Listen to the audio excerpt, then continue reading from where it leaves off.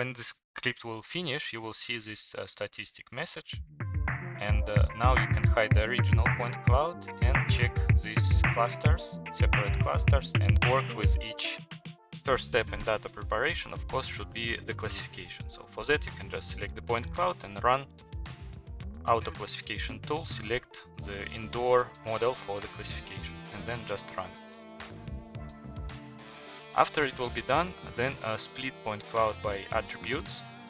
You can use the classification. From this point cloud, mainly we need floor, ceiling, walls, columns, doors, and windows. So I will work only with these layers mainly right now. So I will select them all and group back to the single object. All the rest points I can put into separate folder. So I can select create new folder, name it other point cloud. Just drag and drop all elements to this folder. Now what we can do, we can try to apply the filter from this script. This filter requires at least one point cloud and one plane, which will represent the wall. So first step, we need to fit the wall. Go to extract, plane, reach and grow. Choose any wall and fit the best plane. After that, you can run the script. So go to script, room tools.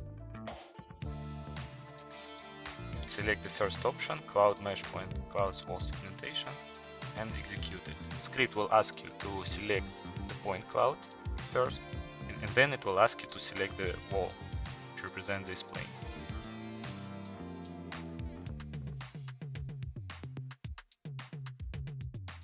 When the script will finish, you will see this statistic message. And now you can hide the original point cloud and check these clusters, separate clusters, and work with each element separately. So you can select this ceiling, hide it, select this wall, another wall, this column, another column.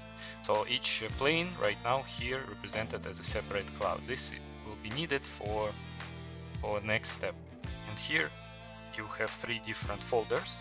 Now, if you open this cloud group, you will find walls folder, where you will find the point clouds related to vertical planes, floors folder, and the ceiling folder.